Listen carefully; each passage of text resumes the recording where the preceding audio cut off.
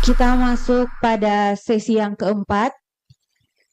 Mari kita sama-sama mengikuti sesi keynote speaker yang keempat yang akan disampaikan oleh Profesor Dr. Randus Heri Leo Sianturi, MSI, dan akan dimoderatori oleh Bapak Ali Warsito, SSI, MSI. Kepada keynote speaker dan moderator dipersilahkan. Selamat siang pada kita semuanya, baik yang ada di onsite di Hotel Kristal dan juga yang ada di Zoom. Oke, baik. Kita akan masuk pada materi yang keempat yang akan dibawakan oleh Bapak Profesor Dr. Andes Herilio Sianturi, MSI. Seperti kita ketahui bersama untuk internal kita di Prodi Fisika, beliau adalah guru kita. Karena kalau dilihat dari riwayat jabatannya, dan sejak saya masuk di Prodi Fisika, beliau selalu jadi pejabat. Mulai tahun 2000, Ketua Program Studi Fisika, sampai 2002, masih dalam UPT MIPA, kemudian 2002 sampai 2006, Ketua Jurusan Fisika UPT MIPA. Berikutnya pada tahun 2006 sampai 2010, Ketua Jurusan Fisika FST, dan pada 2014 sampai 2022, beliau adalah Dekan FST. Jadi, itu adalah karir yang cemerlang bagi seorang dosen, karena tugas tambahan yang diawali dengan ketua jurusan, diakhiri dengan dekan. Kita nggak tahu ke depan apakah akan naik lagi, kita doakan. Dan di samping kecemerlangan dalam tugas tambahan, ternyata beliau juga cemerlang dalam akademisi, karena beliau sebentar lagi akan dikukuhkan jadi profesor, ya, guru besar. Kita beri aplaus dulu untuk beliau. Baik, materi yang akan dibawakan beliau adalah berjudul Mikrozonasi Seismik sebagai upaya mitigasi bencana. Tidak berpanjang waktu, kepada Prof. Dr. Heri Leo Sianturi, MSI, kami berikan kesempatannya. Baik, terima kasih Pak Ali Warsito sebagai moderator. Assalamualaikum warahmatullahi wabarakatuh. Om Swastiastu, Salam. Iya, yang saya hormati koordinator program studi fisika, para narasumber, panitia dan semua peserta, baik yang offline maupun yang daring atau online. Mengingat waktu yang sangat terbatas, mungkin izin Pak Moderator kita tidak berlama-lama karena sudah jam 1:07 sehingga nanti pertanyaannya juga mungkin ada yang langsung saya jawab karena teman-teman sudah pada banyak yang kelaparan katanya. Baik. Materi saya tidak jauh-jauh beda dengan Pak Asep tadi, walaupun beliau tinjauannya dari sisi geologinya, tetapi saya meninjaunya itu dari sisi geofisikanya, di mana yang kita gunakan itu juga adalah metode geofisika. Namun kita hubungkan dengan bagaimana kita mereduksi atau mengurangi bencana yang mungkin terjadi karena adanya faktor alam. Nah, judul materi saya itu mikrozonasi seismik sebagai upaya mitigasi bencana. Kalau kita lihat dari judulnya, tentunya ada dua hal yang perlu kita lihat di sana. Satu, mikrozonasi dan satunya mitigasi. Mikrojonasi itu tentunya membagi-bagi suatu daerah menjadi bagian-bagian kecil yang kemungkinan berpotensi terdampak bencana. Tentunya pembagian ini bisa didasarkan pada berbagai hal, misalnya dari segi karakteristik geologinya seperti apa, dan juga dari karakteristik geofisikanya seperti apa. Yang berhubungan dengan geofisikanya itu bisa kita lihat apakah memungkinkan terjadi goncangan tanah, atau likuifaksi, atau longsor, atau banjir, dan lain sebagainya. Yang pada tujuannya adalah bagaimana kita mengurangi dampak bencana yang mungkin terjadi. Nah, jadi mikrojonasi itu juga bisa kita katakan sebagai proses pemetaan atau pengelompokan suatu wilayah tertentu yang tentunya lebih kecil, ya, didasarkan pada karakteristik tanahnya dan juga potensi resiko bencana yang mungkin terjadi pada skala yang sangat detail. Ini akan sangat penting, ya, jikalau kita mau memfungsikan lahan sebagaimana adanya sekarang ini, sehingga kedepannya itu tidak berpotensi atau paling tidak bisa mengurangi bencana yang akan mungkin terjadi. Ilmu yang kita miliki atau katakanlah kita di fisika atau geofisika itu kita bisa membawanya atau membuat kajiannya ke berbagai bidang. Jadi kalau misalnya di sisi lain ada yang menginginkan bagaimana kita bisa mendapatkan sumber daya mineral, maka dengan data yang ada itu juga bisa kita gunakan untuk mitigasi bencana. Jadi satu metode atau beberapa metode bisa kita buat analisisnya untuk sumber daya mineral dan juga potensi kemungkinan terjadi bencana di tempat tersebut. Jadi sambil menyelam minum air. Oke.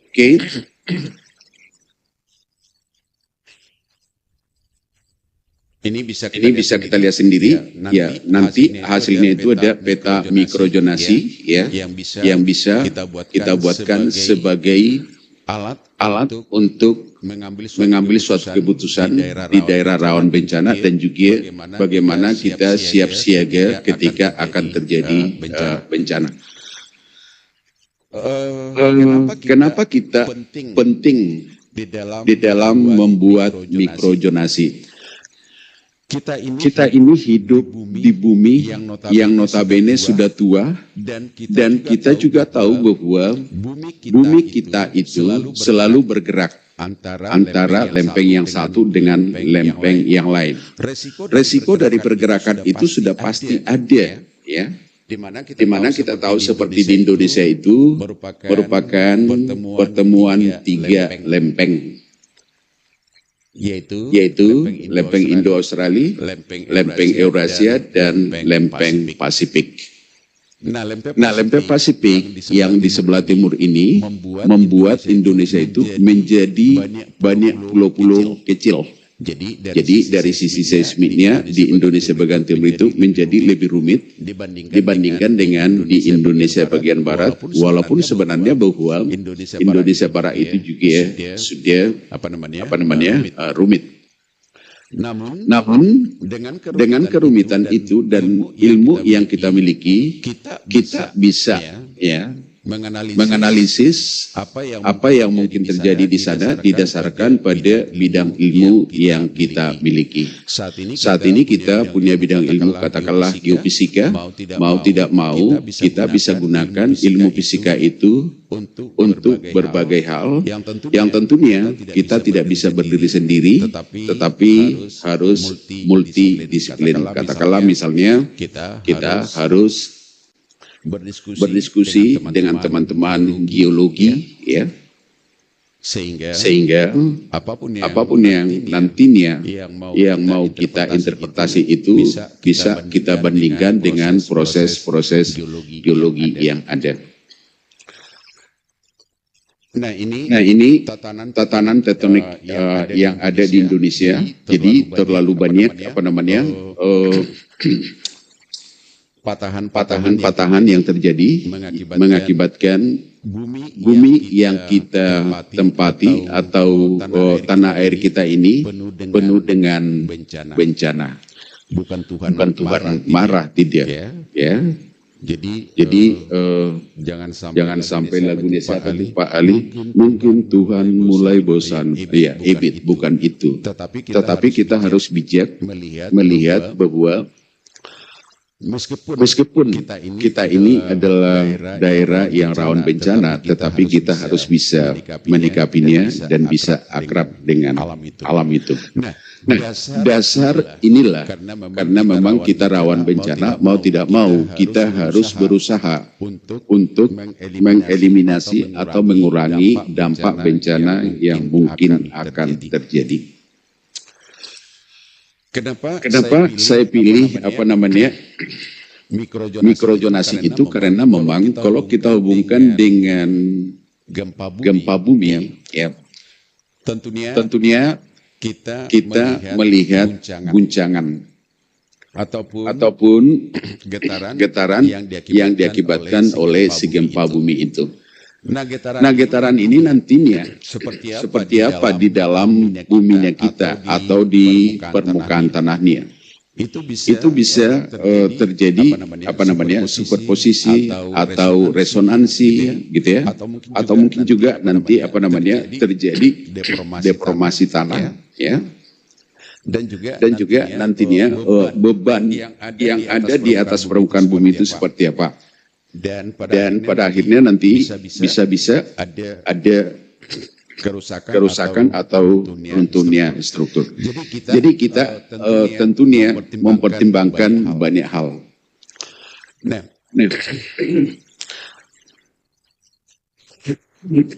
yang mau kita lihat nantinya di dalam mikrojonasi seismik itu adalah bagaimana respon si tanahnya terhadap gelombang seismik. Itu yang perlu kita lihat, ya. Karena kalau kita lihat bahwa tanah itu terdiri dari jenis yang berbeda-beda, kepadatannya juga berbeda-beda. Semua ini nantinya akan memberi respon yang berbeda-beda terhadap gelombang seismik. Katakanlah di Pulau Timur ini misalnya ada aluvium. Aluvium itu biasanya lunak. Maka kalau dia lunak, sudah pasti bahwa aplikasi atau penguatan gelombang akan semakin besar dibandingkan dengan batuan yang kompak.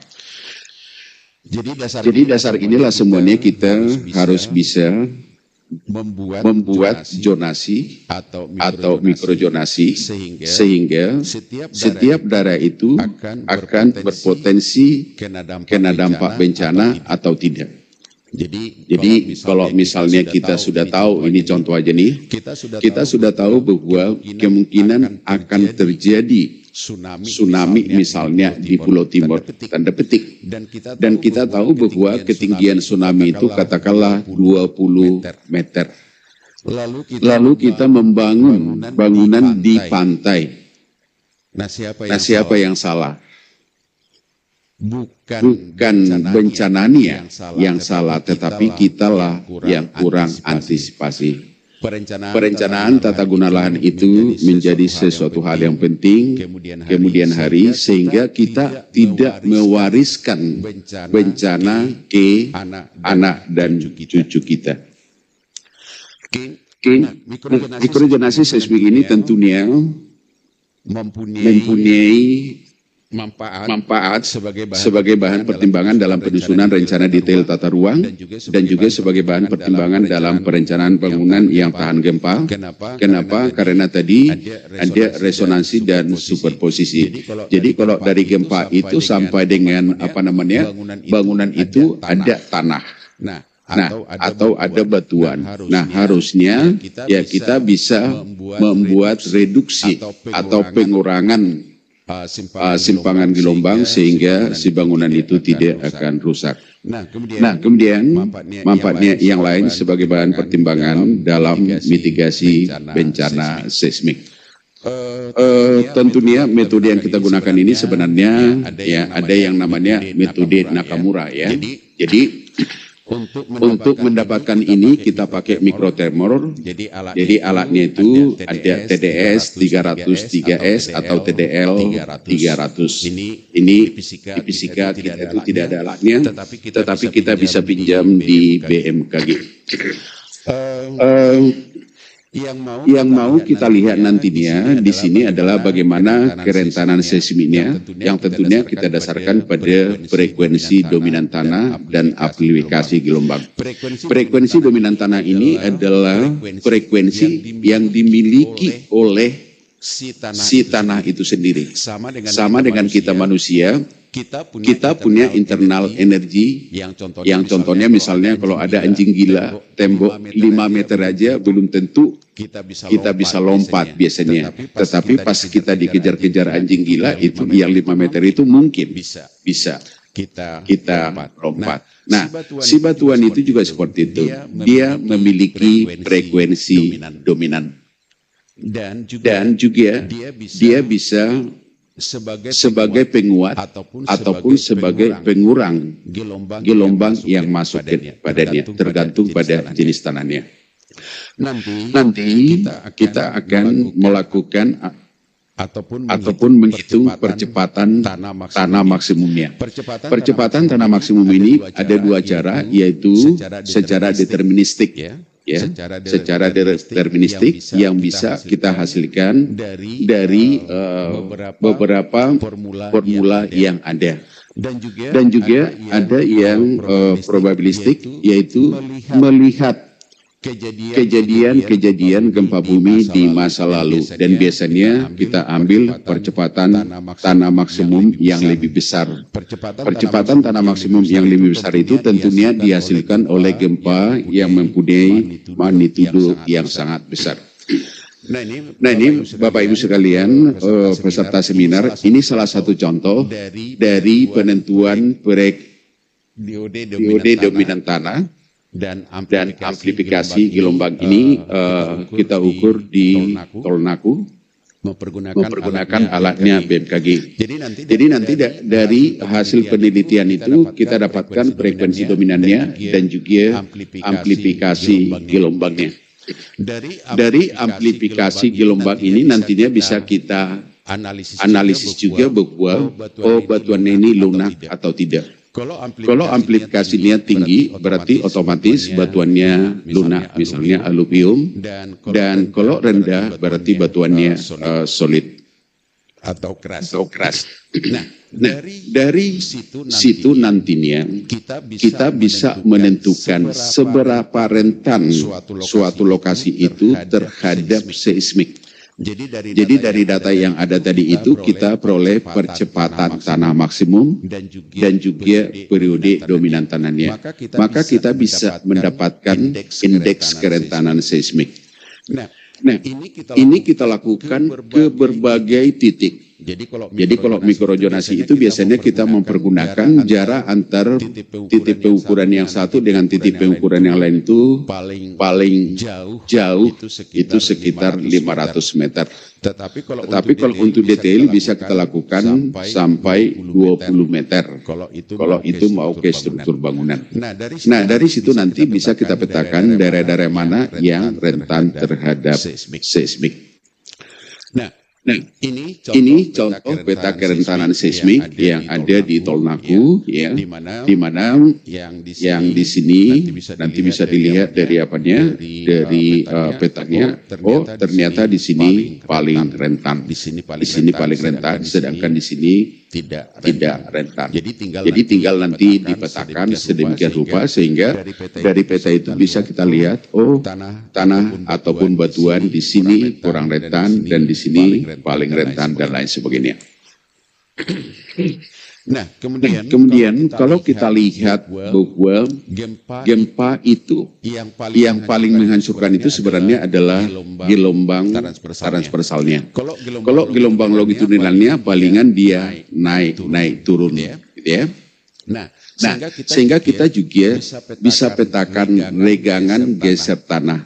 Tinggal tadi kita sudah punya indeks kerentanan, terus kita punya percepatan tanah maksimum. Percepatan tanah maksimum itu bisa tadi saya katakan dengan deterministik ataupun probabilistik. Nah, dari situ ya, kalau kita lihat di sini ada percepatan tanah maksimumnya. Ini saya ambil contoh formula Kanai, di mana ini ada magnitudo, di sini adalah jarak hiposenternya. Tinggal kita masukkan, nanti akan kita peroleh percepatan tanah maksimum di setiap titik di mana kita melakukan pengukuran lalu kita petakan.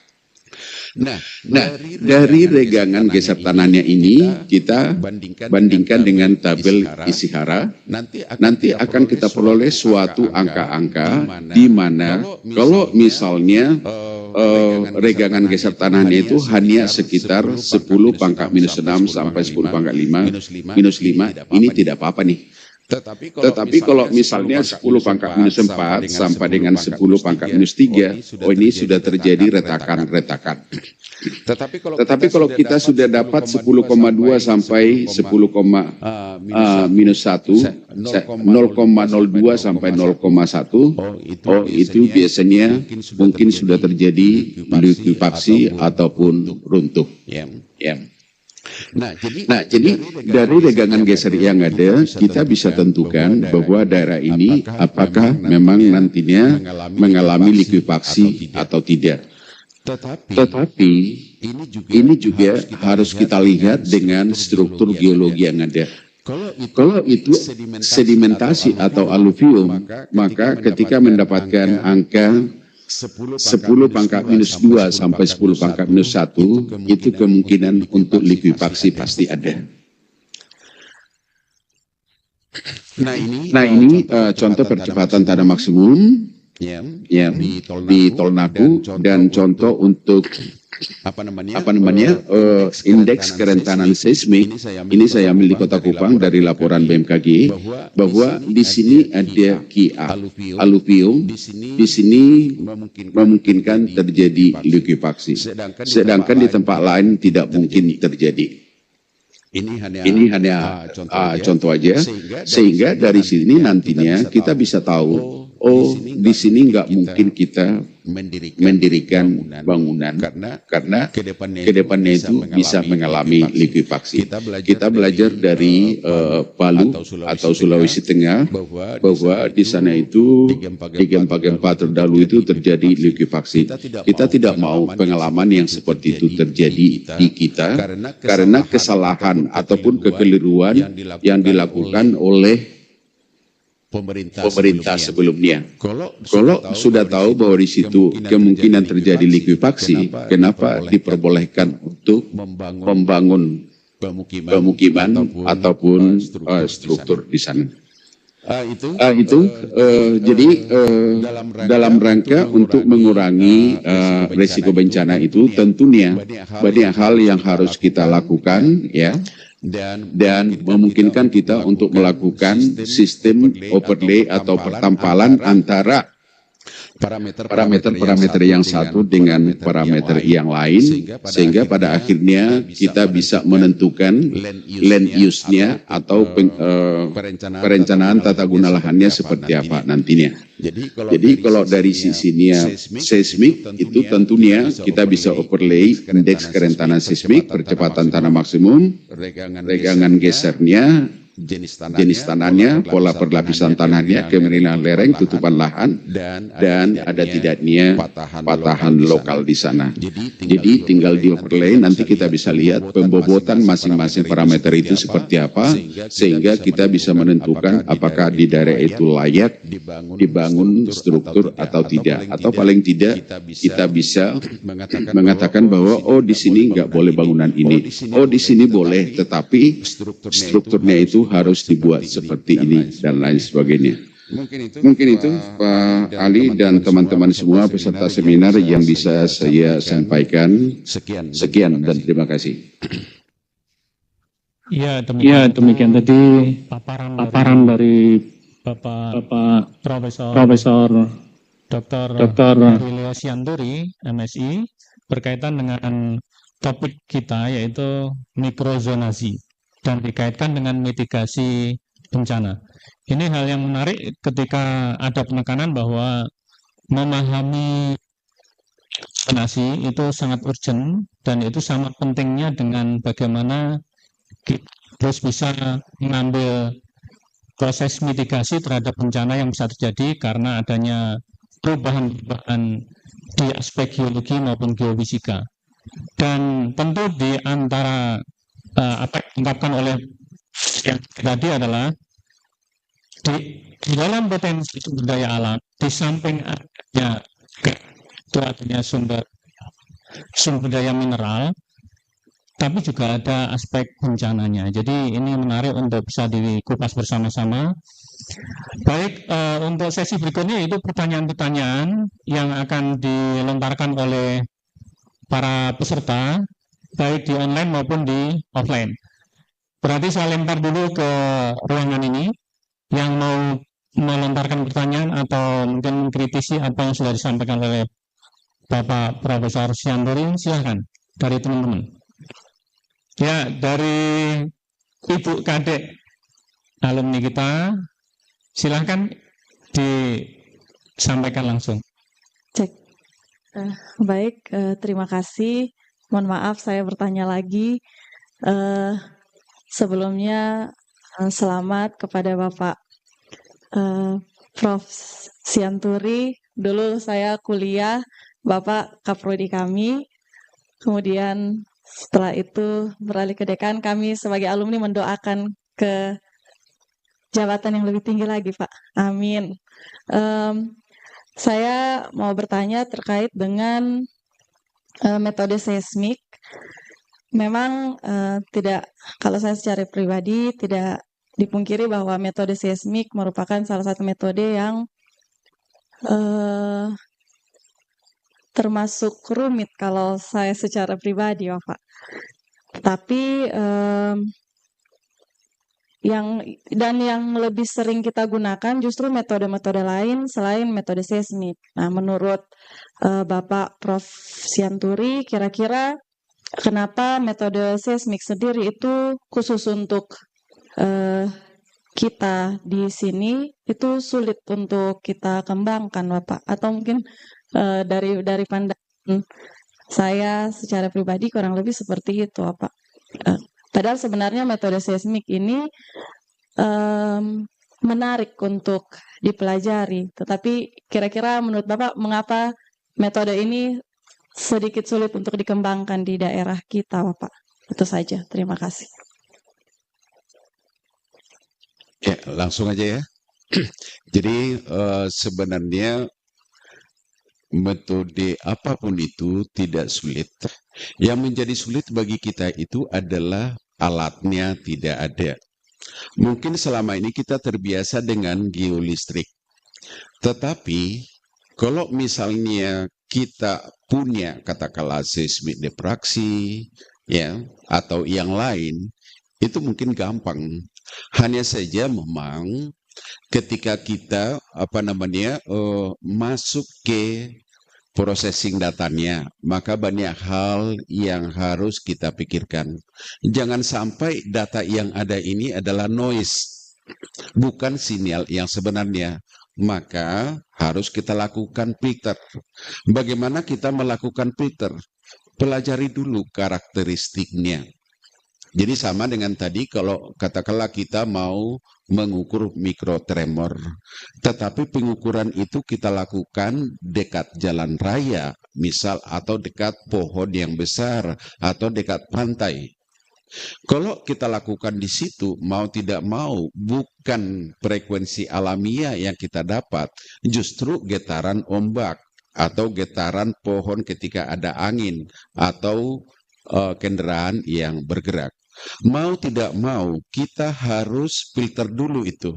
Sehingga betul-betul yang mau kita olah ini adalah sinyal yang sebenarnya. Nah, kemudian katakanlah ketika kita mau menggunakan seismik, katakanlah kita mendapatkan sinkhole di bawah permukaan bumi. Nah, dari sifat gelombangnya ketika dia merambat, tinggal kita mau mencari katakanlah ada kolam di bawah tanah untuk fluida, masukkan gelombang P dan masukkan gelombang S. Ternyata kalau misalnya gelombang S-nya terpantul kembali, oh ada apa? Pasti di sini ada gua yang berisi fluida karena sifat gelombang S-nya tidak bisa melewati fluida. Tetapi gelombang P-nya nanti akan terus-menerus. Jadi sebenarnya ketika kita melakukan pengolahan data itu, konsepnya itu harus betul-betul kita pahami, kan gitu ya. Kalau kita tidak pahami, nantinya kita akan melakukan filter sembarang. Jangan-jangan karena kita kurang paham, justru sinyalnya yang kita buang, noise-nya yang kita analisis. Nah, ini yang perlu kita pikirkan. Tetapi ke depannya Pak Kaprodi juga harus memikirkan alat seismiknya kan gitu ya, supaya tidak menjadi sulit gitu. Karena hanya geolistrik kan gitu ya. Tetapi paling tidak gini, seperti tadi yang saya bilang bahwa rencana kita untuk mencari sumber daya mineral gitu. Tetapi kita juga harus bisa memanfaatkan itu untuk mitigasi. Jangan sampai misalnya besok-besok ya ini sudah di kemiringan, terus rapuh batuannya, lalu kita dirikan Unimor misal di sana, waduh, kan gitu ya. Tapi apakah tidak boleh dibangun di sana? Boleh, cukup mungkin 1 lantai, ya, tetapi cakar ayamnya harus lebih dalam lagi. Kalau bisa masuk sampai dengan batuan dasarnya. Kita juga sebenarnya andaikan alat yang saya usul ini ada, sebenarnya kita juga bisa dapat PS30. Jenis tanahnya juga bisa kita tahu dari sisi PS30-nya. Gitu. Tetapi ya kalau kita di fisika, di geofisika itu jenis tanah yang dipakai untuk overlay itu justru jenis tanahnya orang pertanian. Bukan itu yang dimaksud. Ya. Jadi jenis tanah yang kita pakai itu didasarkan pada kecepatan gelombang es di sana. Sehingga connect dengan bidang ilmu kita. Jadi Ibu Kadek tidak ada yang susah sih sebenarnya. Yang bikin susah itu kita sendiri. Karena apa? Banyak teman untuk bertukar pikiran.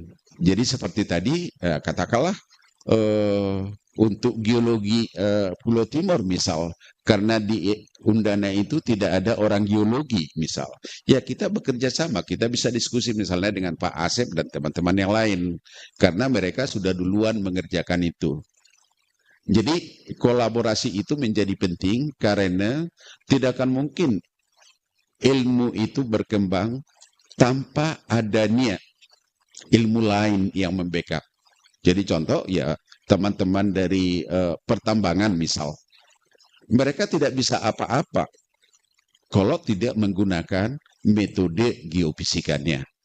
Jadi justru dengan cara seperti inilah kita bisa bertumbuh dan berkembang dan pada akhirnya UUD ujung-ujungnya duit untuk kesejahteraan kita.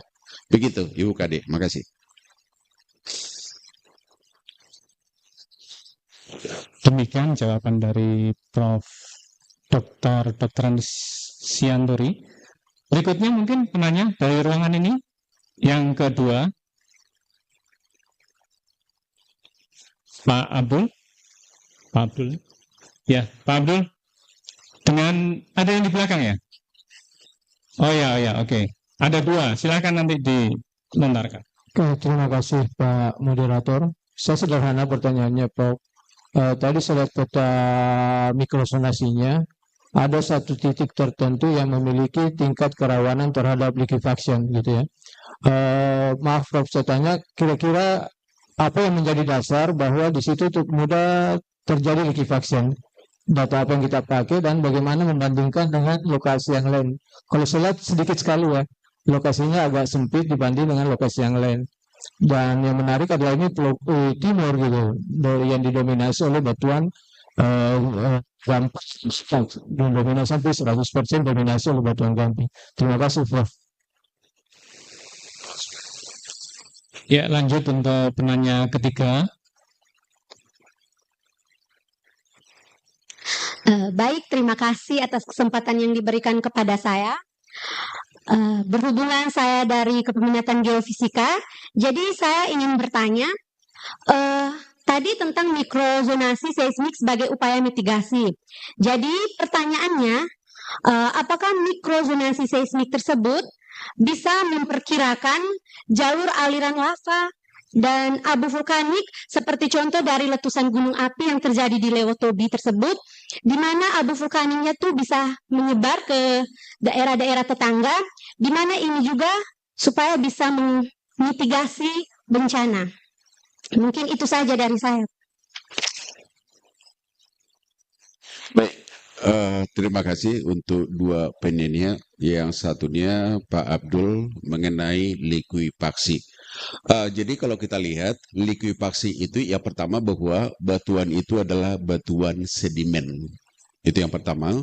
Yang kedua bahwa dia itu harus aluvial. Artinya bahwa di situ pasir, kerikil, kerakal. Nah, jadi ketika terjadi guncangan, ya kalau misalnya kita buat pasir ya di baskom lalu kita guncang-guncang, maka si pasir itu akan turun. Nah, di Pulau Timur itu kalau kita lihat dari peta geologinya, ya bukan Pulau Timur, Kabupaten Kupang, itu kalau saya tidak salah ada kompleks Bobenaro sedikit di arah Maulapa. Terus kebanyakan itu merupakan batuan gamping ya.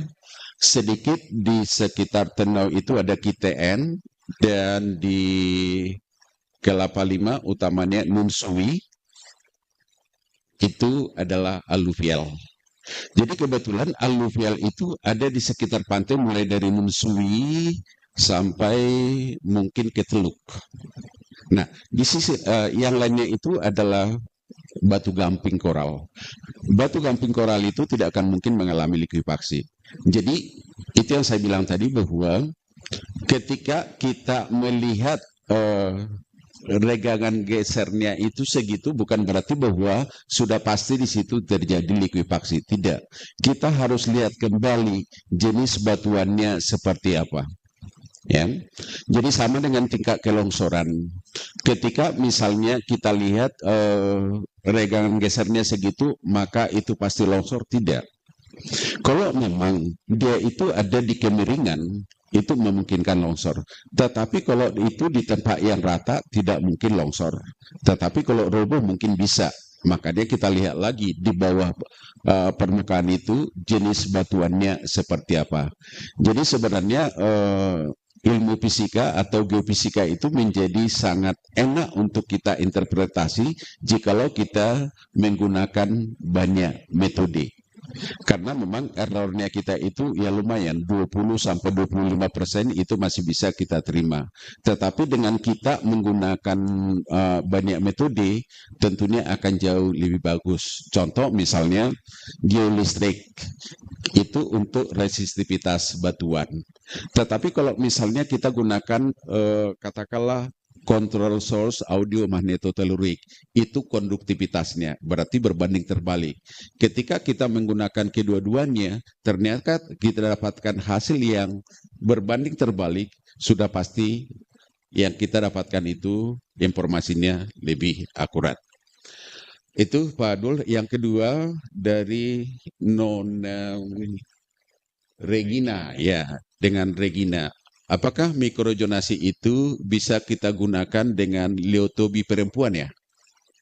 Oh, leotobi laki-laki. Nah, ini dua hal yang berbeda. Yang pertama bahwa gunung api itu punya karakteristik tersendiri. Walaupun kita memahami bahwa ketika bertemu lempeng samudra dengan lempeng benua, maka akan muncul gunung api. Tetapi kalau kita lihat ya jenis abu vulkaniknya nantinya itu kita harus lihat kembali tipe gunung apinya seperti apa, dapur mahmannya itu seperti apa. Bisakah mikrojonasi kita pakai untuk itu? Saya pikir untuk itu kita tidak bisa menggunakan mikrojonasi seismiknya. Karena di dalam mikrojonasi seismik itu yang kita lihat adalah bagaimana respon si batuan terhadap gelombang yang masuk ke dia. Sedangkan yang ini dari gunung apinya yang keluar magma atau lumpur atau abu vulkanik. Jadi itu dua hal yang berbeda. Nah, untuk mitigasinya tentunya kita lihat aktivitas gunungnya. Ya, aktivitas gunungnya, dan didasarkan pada keadaan yang sekarang, yang paling aman adalah relokasi. Nah, karena ini kemungkinan akan berulang di kemudian hari, kita nggak tahu, maka pemampatan lahannya ini untuk kedepannya itu harus ditinjau kembali. Jangan sampai tetap dipertahankan di situ, ya bisa-bisa terjadi lagi hal-hal yang kita alami sekarang. Sebagai contoh, di Sumatera Utara itu ada Gunung Sinabung. Gunung Sinabung itu meletus beberapa tahun yang lalu. Itu adalah daerah pemukiman dan daerah pertanian, dan subur sekali. Ada Pak Johnson yang punya kampung di sini. Saat ini, itu daerah itu menjadi daerah mati.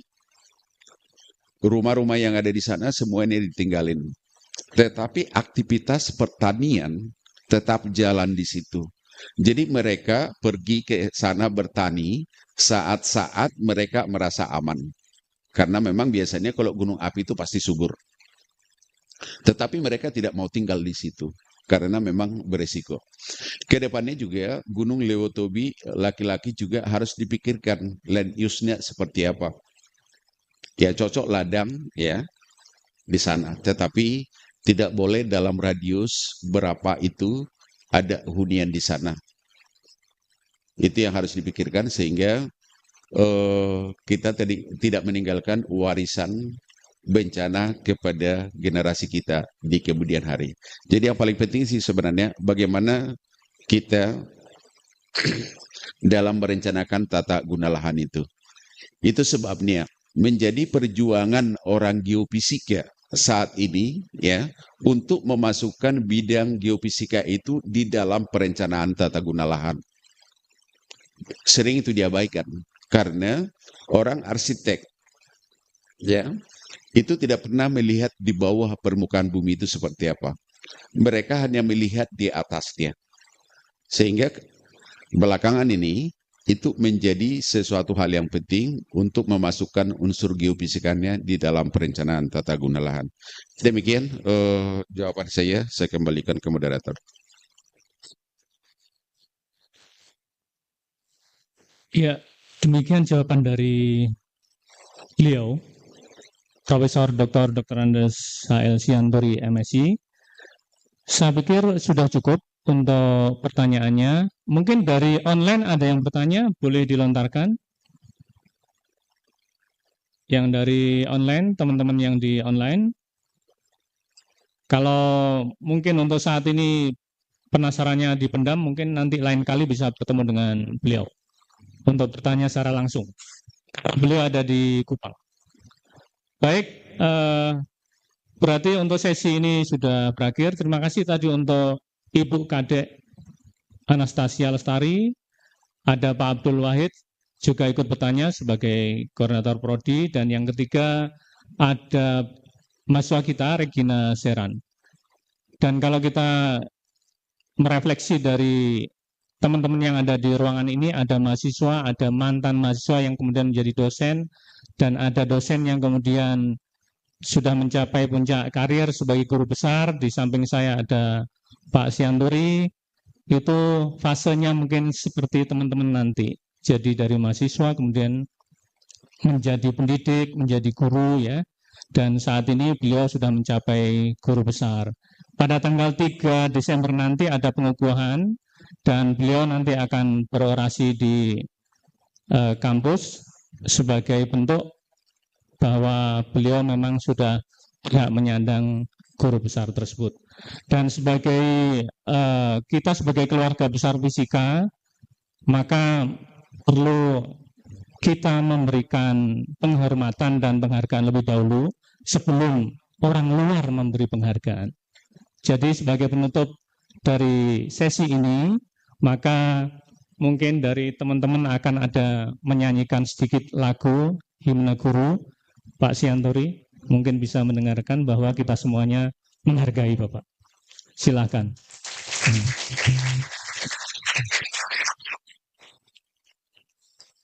Baik, mari kita berikan aplaus yang meriah untuk keynote speaker keempat kita pada siang hari ini.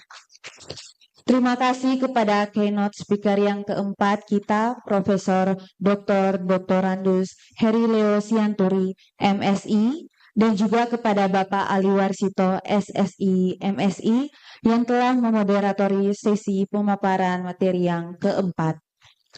Berikutnya, ada sedikit tanda terima kasih berupa plakat dan sertifikat yang akan diberikan secara simbolis kepada Bapak Profesor Dr. Doktorandus Heri Leo Sianturi, MSI. Baik, mari kita berikan tepuk tangan yang meriah. Saya mengundang para hadirin yang ada di ruangan ini untuk dapat berdiri, karena kita akan memberikan apresiasi kepada Bapak Profesor Dr. Doktorandus Heri Leo Sianturi, MSI, atas pencapaiannya sebagai guru besar.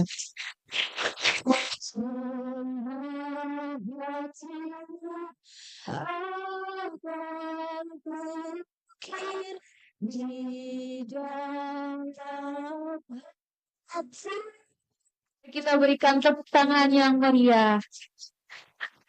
Baik, demikian berakhir sudah keynote speaker session kita pada siang hari ini. Diucapkan terima kasih yang berlimpah kepada para keynote speaker yang telah menyampaikan ilmu yang sangat berharga bagi kita semua. Selanjutnya, kita memasuki waktu isoma. Untuk itu, kita akan bertemu kembali pada pukul 14:40 waktu Indonesia bagian tengah di parallel session. Terima kasih dan selamat siang untuk kita semua.